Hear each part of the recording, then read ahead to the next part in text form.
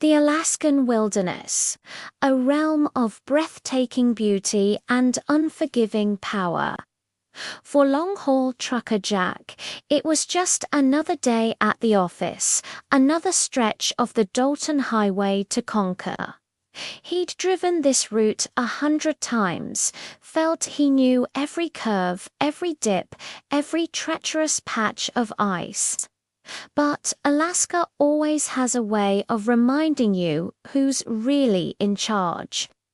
The snow started as a gentle flurry, almost poetic against his windshield.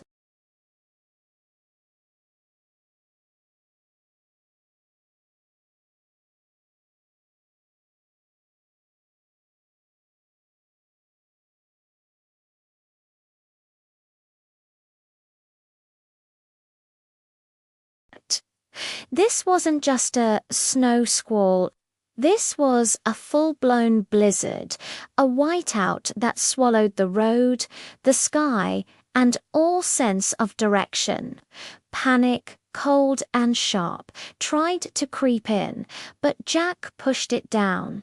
He was a veteran. He slowed down, his knuckles white on the steering wheel, eyes straining to see even a few feet ahead.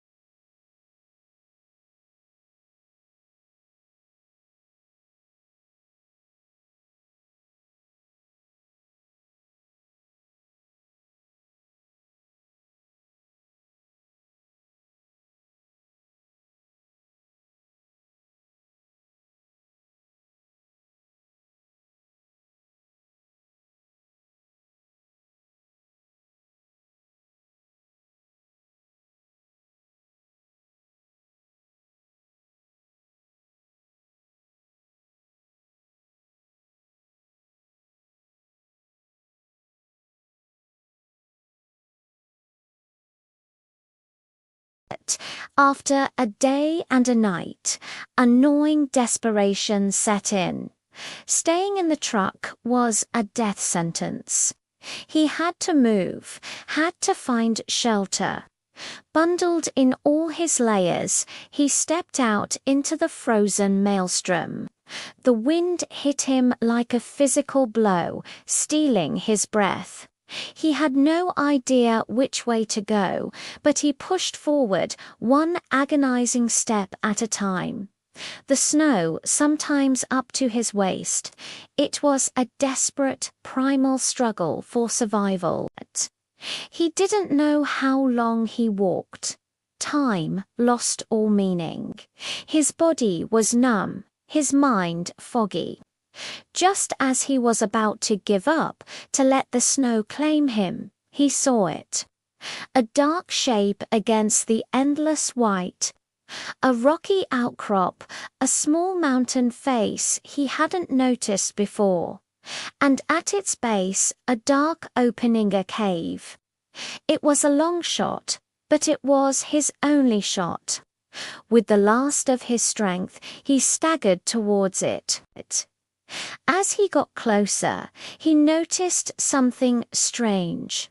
A massive pile of freshly broken pine branches lay just outside the cave entrance, arranged almost like a windbreak, and next to it, something that made his frozen blood run even colder: footprints, huge human-like footprints, but far too large for any man he'd ever seen. They were deep and clear in the snow, his fear warred with his exhaustion. What could make tracks like that? A bear. But the shape was all wrong. He was too cold to care. Any shelter was better than none. He crawled into the cave opening, collapsing just inside, out of the wind's relentless assault. The cave was surprisingly deep and blessedly dry. As his eyes adjusted to the gloom, he realized he wasn't alone. In the back of the cavern sat a creature.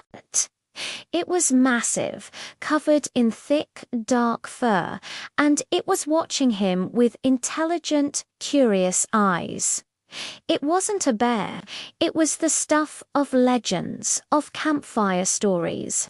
It was a Sasquatch. Jack's heart hammered against his ribs. This was it. He'd escaped the storm only to meet his end here.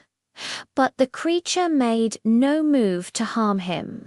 It simply sat there, observing him with a calm, almost serene presence. It tilted its large head, a low guttural sound rumbling in its chestnut.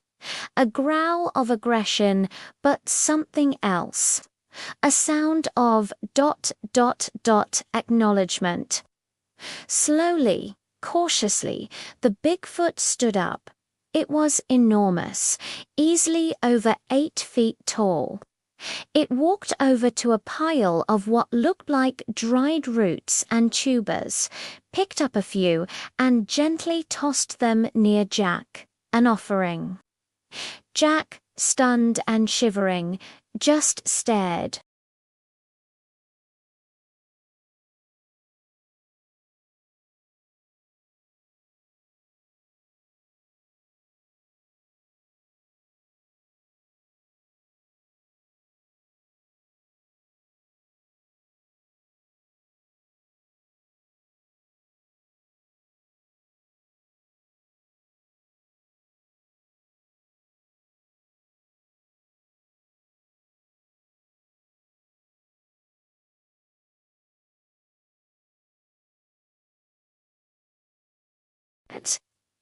The Bigfoot would just listen, its dark eyes seeming to understand more than Jack could ever imagine.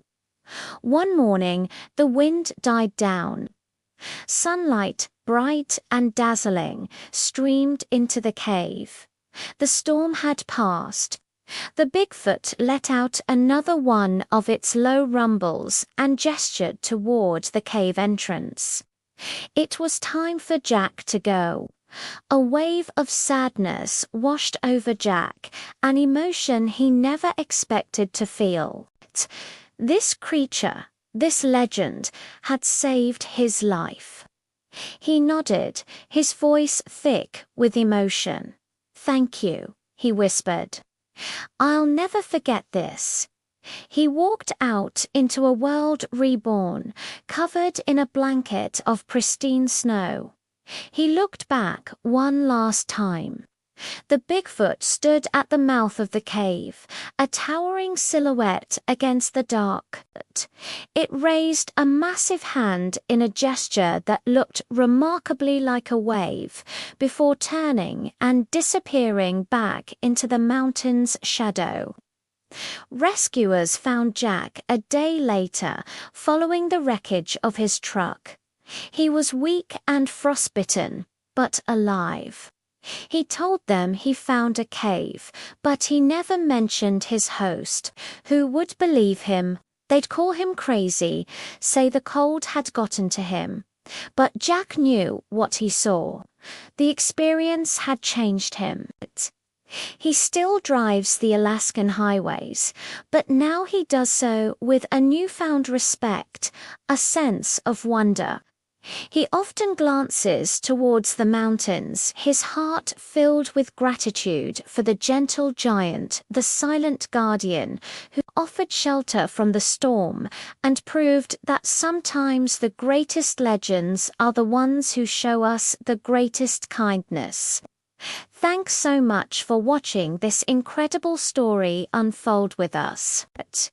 If you enjoyed this journey into the unknown, please hit that like button.